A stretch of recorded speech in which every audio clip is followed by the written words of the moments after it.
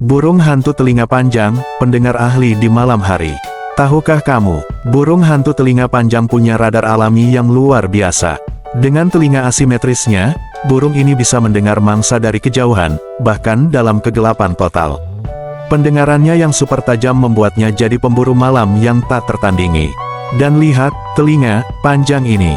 Sebenarnya bukan telinga, tapi jambul bulu untuk kamuflase dan komunikasi. Bulu coklatnya juga membantu mereka bersembunyi di antara pepohonan. Sangat pintar, kan? Inilah burung hantu telinga panjang, predator malam yang tak pernah gagal menginspirasi kita. Burung hantu telinga panjang, pemburu malam dengan pendengaran super.